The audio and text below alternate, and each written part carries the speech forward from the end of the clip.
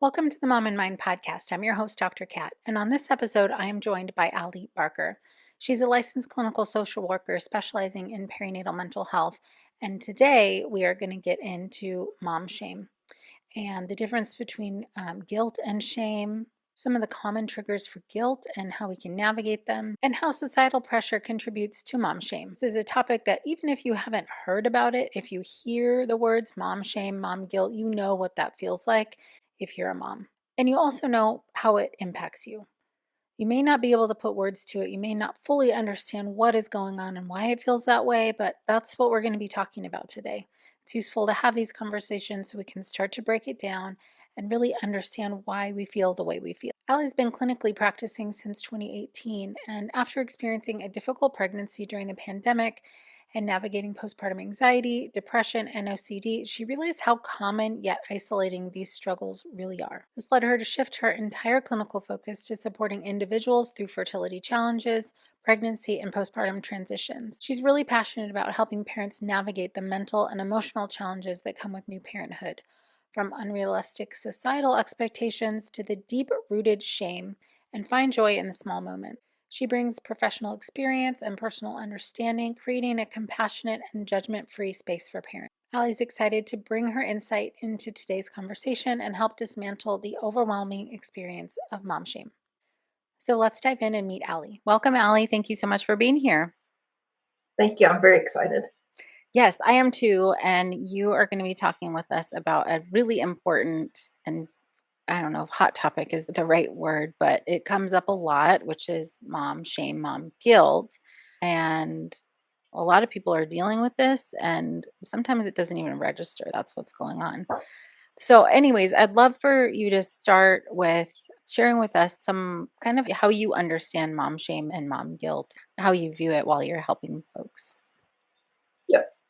Mom guilt is just a load of bullshit. Like it's not named correctly because when we think of guilt, we have this idea of we're doing something wrong. Like the definition of guilt as the emotion, the purpose of it is to activate us for change, right? So say that you run a stop sign and you don't want to run a stop sign, you're going to feel guilty for running a stop sign. And so that's your body's way of saying, hey, you made a mistake. Next time, pay more attention to the stop sign and then we move on from it. Right.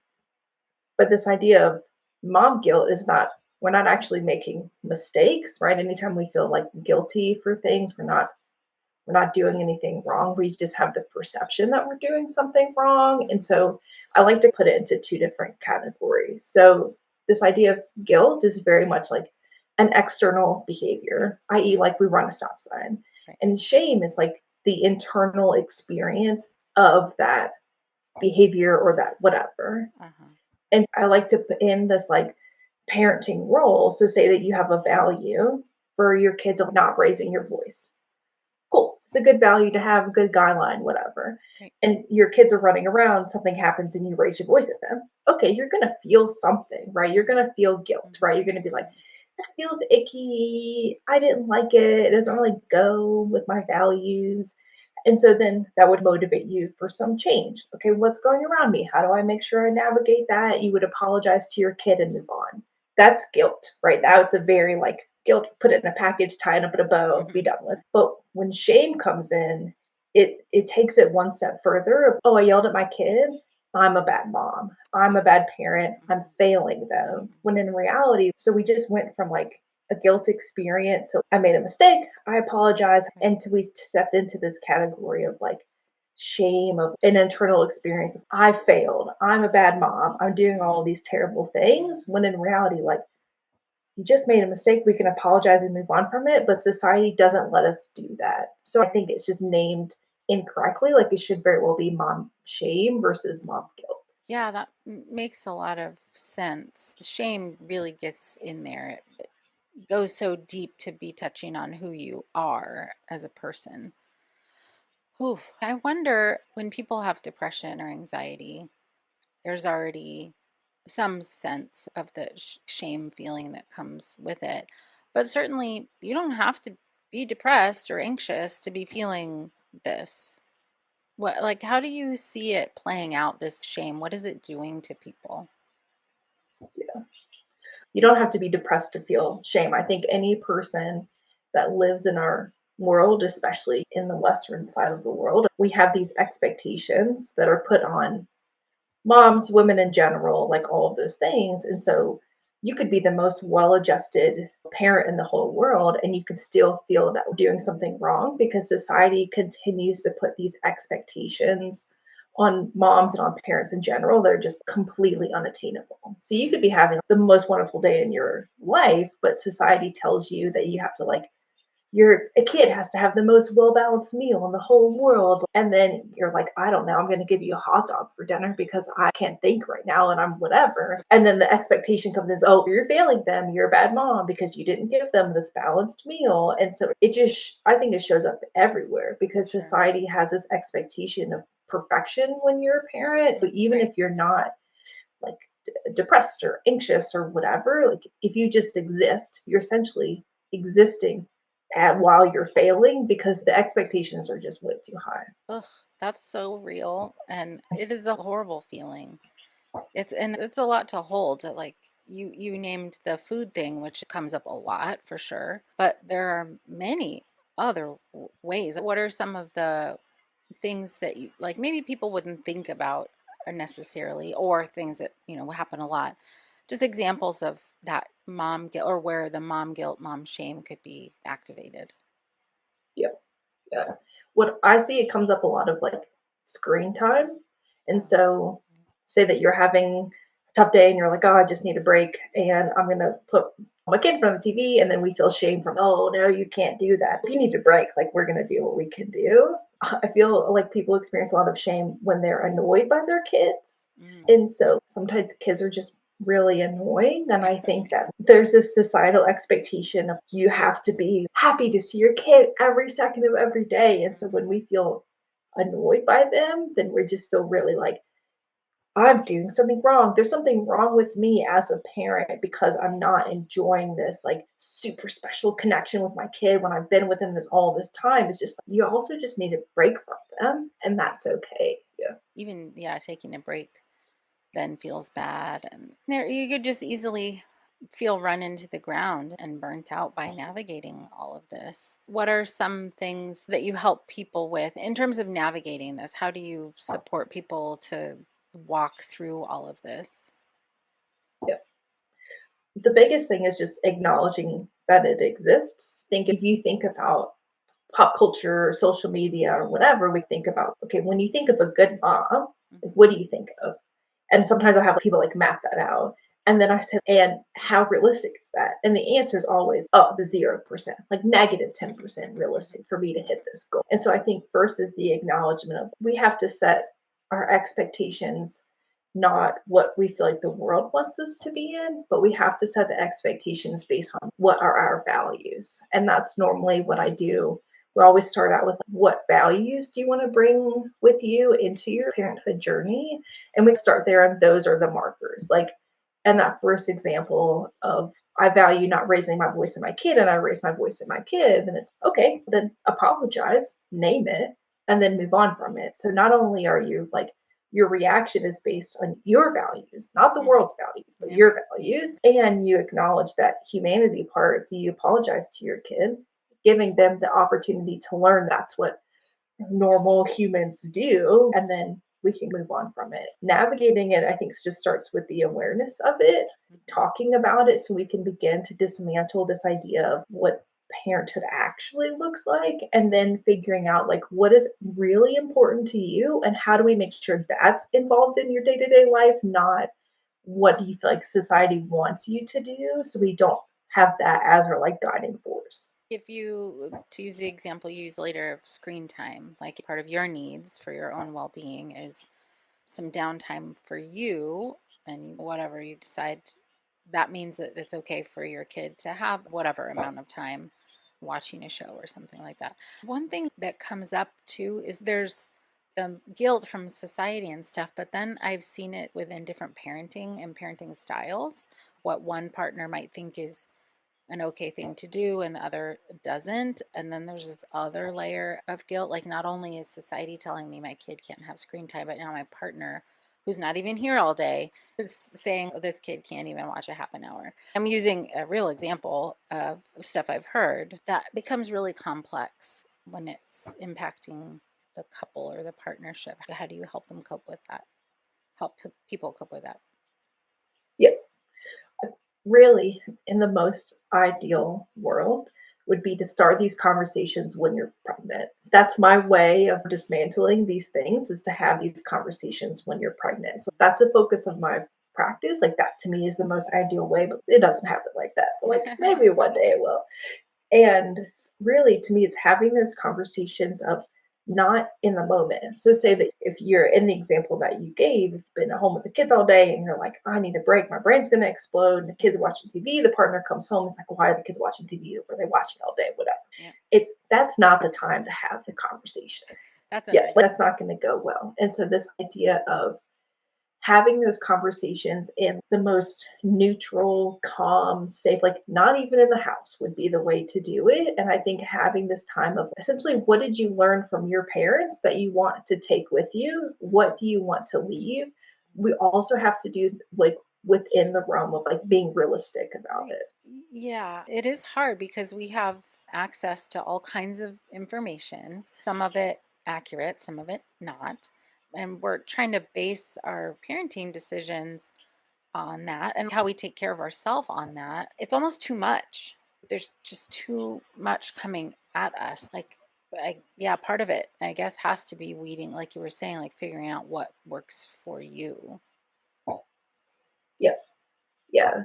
And I think the generation that we're in now is one that has access to an incredible amount of information. Yeah. Some of it really informative and wonderful and can make you think and all the things. And then Right. some of it's just that I think we have to let go of the idea there's a perfect way to parent. It's so individualized for your kid and your values and your experiences. And a lot of the times I just tell people, like, just don't look things up. Like, I get it if you're in a very calm, are there any tips to help my kids sleep? Sure, a very casual Google search, not more than like 20 minutes. Like, that sounds good. But when we start getting sucked into this spiral of, oh, this is what this parenting strategy says, and this is Yep. what this, and I have to buy these books, and I'm never going to read the books, but I'm going to buy the books. And so Yeah. it's just this idea of, to me, none of that matters because it's you and your kid. If you have a value, so I will always want my kid to be outside. It's a value for her to be an experience with nature and enjoy spending time outside. And so every day we tried to go outside. There could very well be parenting strategies that are like, don't put your kid outside, especially when there's going around and their allergies are going to go and then Sure. they're going to get sick. But that to me doesn't matter because it's my kid and my values, Right. and that's what I'm going to put forward. But we have Mhm. to be okay that our values may be different than what social media and the internet and all the experts are saying, and recognizing we have to do what's best for us and our kid, not what we think we should be doing. Yeah. As if there is one right way and we're all supposed to be doing that, but you Yep. never figure out what the right way is because everything's conflicting that you hear. It is a lot of pressure, a ton of pressure that moms and all parents feel, really, but especially if the primary caregiver or whoever, is making the most kind of in the moment decisions has, I think, the most amount of pressure. And in some ways to be holding like whatever it is, if the couple has decided on something, holding that for the partner as well. Yep. Yeah. And so and that's the goal, right? To me, it's like this idea of, if we can hold our values in balance with us and our partner and being realistic at it, that's what's going to guide our actions. But if we're holding this, like, this Instagram influencer slash expert told me I need to do this thing, society tells me I need to do this, and then you inevitably fail, and then the shame comes up. Like, then it's, I'm a bad parent, I'm a bad mom, I'm failing my kids, when in reality, like, they're just not attainable. So we just need to put them down. Just, we need to pick them up. Like, we just leave them on the ground, scattered in the chaos, and then we pick up our values, and that's the guiding force versus something that's, one, not even going to work for our experience and our kids and all of the things, and also it's not realistic. I think the pressures we put on ourselves are never realistic. And anytime we don't hit them, which is always because they're unrealistic, Right. then the shame comes up. Then it's, I failed, I'm a bad person. And it has nothing to do with the goals. It has everything to do internal, because that's just, what do you mean you can't lose the baby weight? Like, that's not how that works. Then we just constantly feel like we're walking around as a failure. And why would you feel motivated if you always just felt like that you were failing? Of course. So that if this is like a sort of a constant pressure where whether it's just always running in the background or very loud in your head, what are those impacts on mental health? I think that if you are anxious or stressed, you constantly feel like you have to be perfect and then you fail all the time, you will become anxious and stressed and Mhm. depressed. I think it's just the idea of, and I tell people this, and I think sometimes it comes off harsh, but I find it to be really powerful. If your goals are so lofty, every morning you're going to wake up and you're going to wake up a failure because you cannot hit them. Like, it is literally Right. impossible.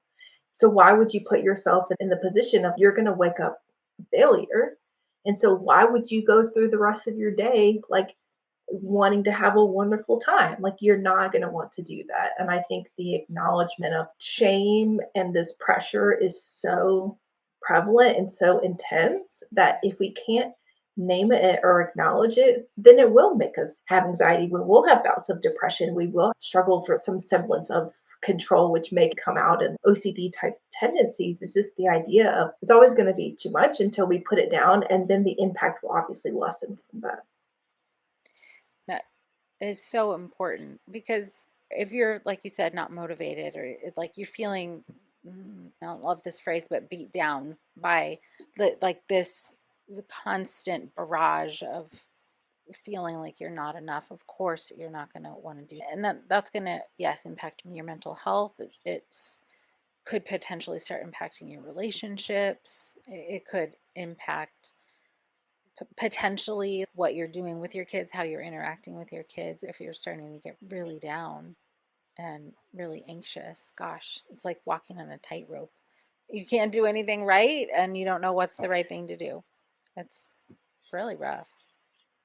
I understand why and how this has happened, but I also just don't. Like, there's some part of me, just as a human, like, why are we doing this to people? Why are we doing this to moms? Do you ever get angry about this? Yeah. Yeah. I get angry a lot when people feel like they're the only one that's ever experienced it. Mm, mm, And so I do individual therapy. And so someone comes to me and saying, Allie, I feel like this, and I feel like it's such a terrible mom, and no, none of my friends are talking about it, or nobody has ever mentioned this to me. And so it's just me. And obviously I have to be mindful about confidentiality, but I'm just like, it's not. yeah, It is not just you, it is everyone. And I think, to me, the anger where it comes up is just the idea of, we can't share our human experiences with other people. And to me, that isolation, shame breeds an isolation. Like, yeah. the more quiet we keep it, the bigger it will grow, because it just gives it food for reinforcement of, there is something wrong with you and that's why you're not sharing it with other people. And thus we just inadvertently perpetuate the cycle that we're trying to get out of. And that, to me, is where the frustration comes in. Is, I encourage all of my clients, if they feel this way, to talk about it to like safe and supportive people, Right. because somebody's going to be like, oh, of course, oh my god, I feel that same way too, what do you mean it's not just me? And then we can start breaking the cycle of shame, because it's not enough just for me to be doing it in a 1 hour session once a week, to be like, no, this is normal, like, it's okay. But if they get that from their support system, then it takes it to a whole other level.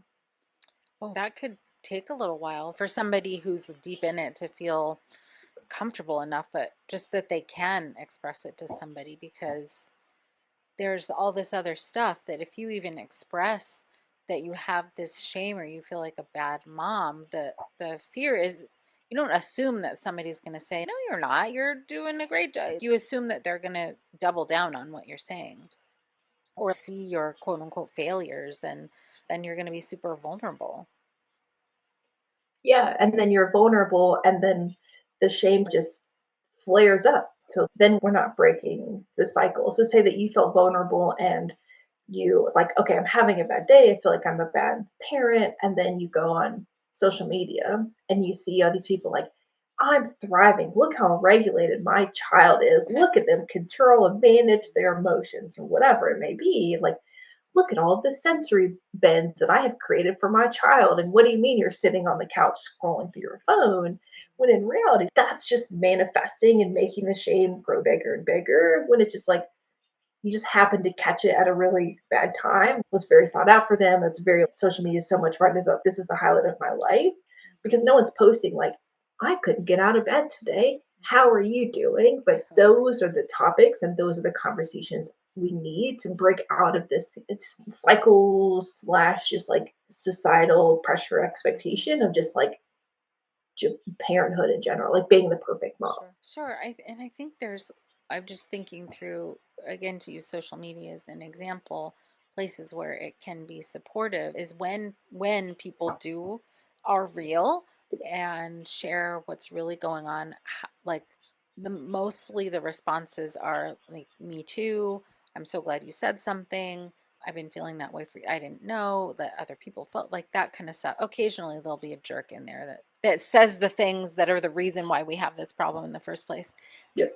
But I think maybe there's like a craving, if you will, for honesty and realness about how hard this is, parenthood, becoming a parent, that when somebody finally expresses it, it's just really well received, which is against what we think is going to happen. We're not worried about people supporting us. We're worried about somebody saying, oh, that just means you're not doing a good enough job.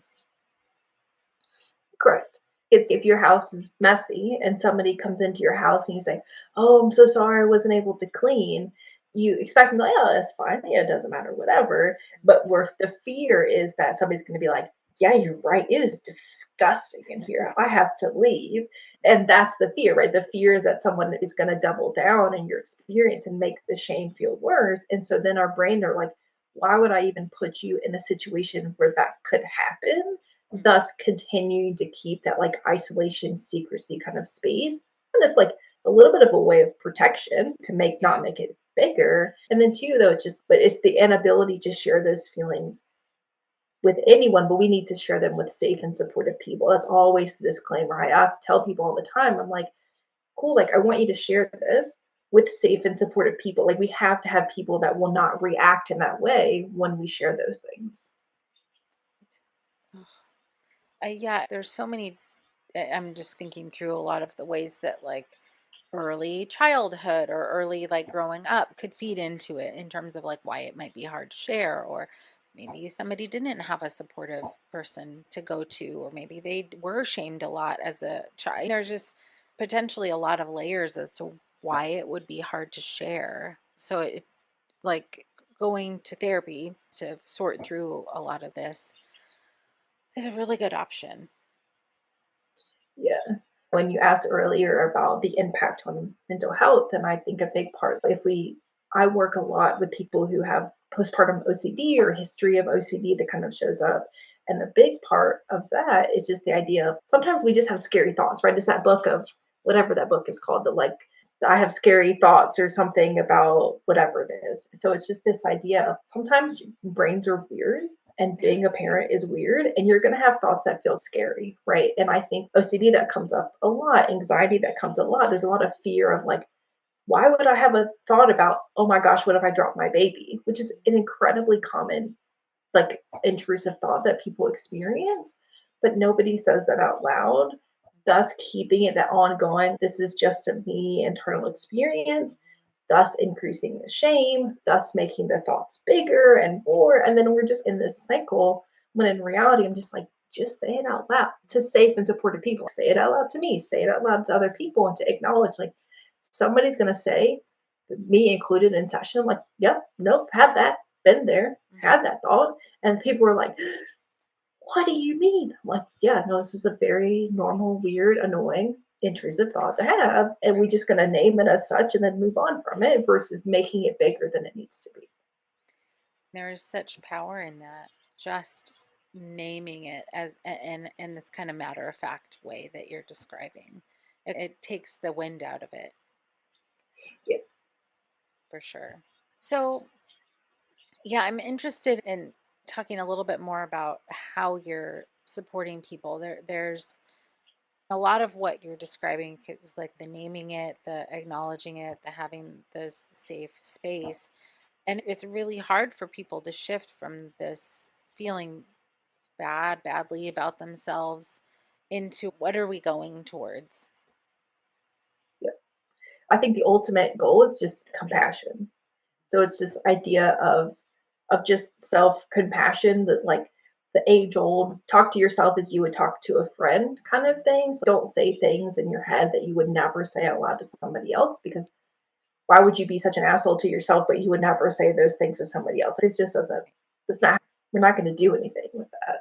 And so it's just the idea, to me, the moving forward and through it is like the awareness, the acknowledgement of what you mentioned earlier, the variables of, could this be exacerbated by like childhood trauma? Do you have safe, supported people? And once we navigate those layers, we also want to, the path is always self compassion. While we're figuring all this stuff out, I remind people you have to be kind to yourself, because I can say it all the time, blue in the face, but if you don't necessarily have to believe it, but if you don't practice that as an idea, then we're not going to get very far, because you're going to constantly be feeling this ongoing pressure without the compassion behind it. And at that point, this is just too much.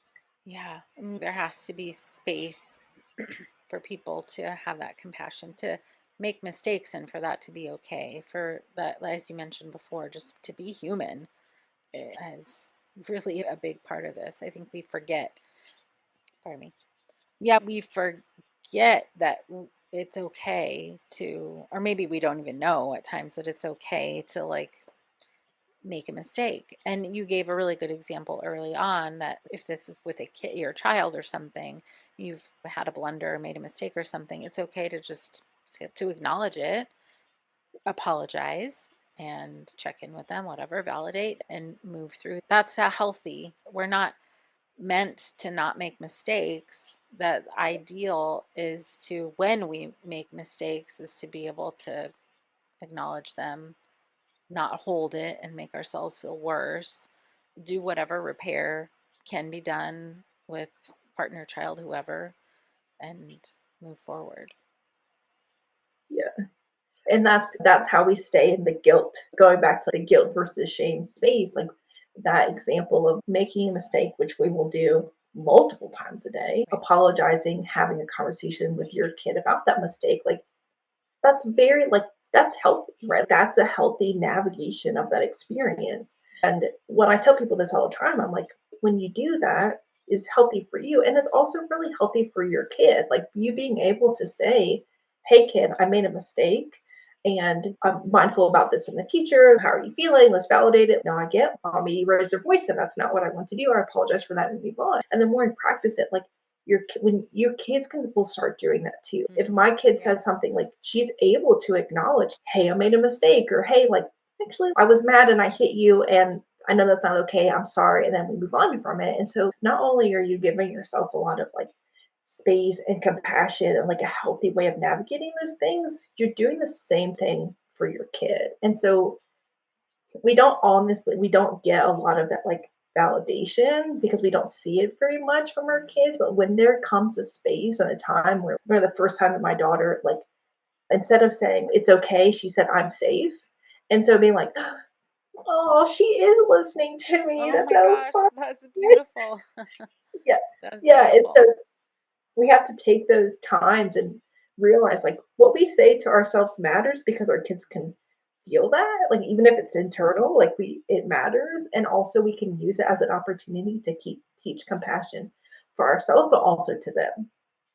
Yeah, for sure. If you like taking a big step out, if you are only perfect, let's say, if you're only ever perfect, your kids only ever learn that perfect is how things are supposed to be.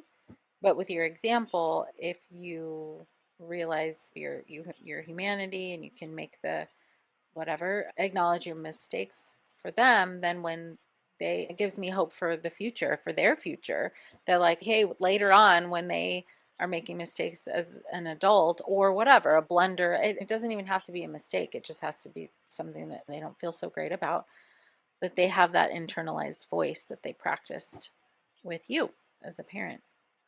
And what I think is cool about this is you don't have to be also perfect at this. Like you don't, you can be learning as you're trying to teach your kid. You can be learning for yourself, and they can even still be part of that process too. Like it doesn't have to happen behind doors. You go and perfect this thing and then present it. It can be an open process. Yeah.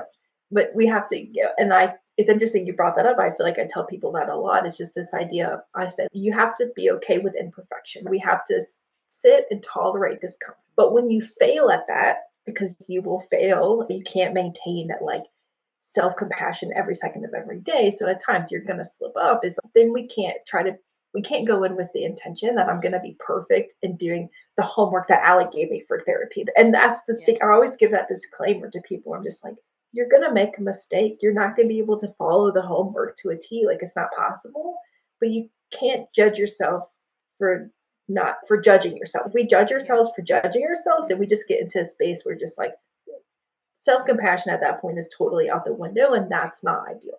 Right. There's no winning in that at Yeah. all. Oof, it's hard. Like, right, if your internal voice for even if it has been like this, if you tend towards guilt and shaming yourself, but then you become a parent and there's like this whole new crop of things to feel bad about, to shift how you think, as you said, takes practice. It's not like you don't find out about a new skill and be able to do it right away. Nobody does that. That maybe there's some people who are like incredibly gifted who can absorb and then recreate right away, but still that's it's just every aspect of what you've talked about today is that there needs to be flexibility with yourself, and this self-compassion is really the way through. Yeah. And that's why I found like podcasts like yours and other resources that are available, like having these conversations is our way to navigate these things. And if you don't have safe and supportive people to talk about these things with, or that vulnerability still feels very scary, but you can listen to us talk, right, in a very neutral, it's a podcast, whatever, right? These people are official, they got it. And so then being able to have this experience is, oh, okay, actually, I'm not alone. And so having these sorts of like resources and conversations and the like ability to be maybe not being vulnerable yourself, but listening to vulnerability can help break Yeah. this cycle. Oh, I like that. Yes. Yeah, for sure.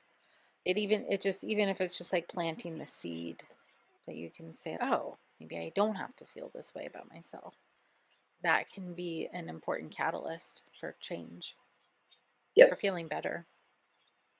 Yep. Yeah. Just the seed. We can plant the seed and then maybe somewhere along the road, somebody will water it and we'll keep watering it. And eventually be like, oh, okay, like I can be kind to myself. I can hold that compassion and vulnerability with reverence, essentially. Yeah, that's beautiful. Really thank you for this conversation today. It's a great one, and there's even for me as a whatever psychologist, been doing this for a minute. This is still something that I work on. I'll catch myself doing the old narratives and old stuff, and it's not like we get to some place where we're just done and it's perfect forever. Different life situations can bring up different things that bring up vulnerabilities again, and that old voice can show up. And so, even having this conversation for me today was a great reminder. And I hope it's also helpful for everyone. I know it will be helpful for everyone who is listening today. So, thank you so much. You're welcome. Thank you. If you'd like to get connected with Allie, you can go to nurturewithinnc.com. You can also find that link in our show notes. I'm sure you know somebody who's experienced shame or guilt as a mother and as a parent. And if so, please send this episode to them so that they can hear and understand why it might be affecting them or why it did affect them at one point. Thank you so much for joining us today. Until next time.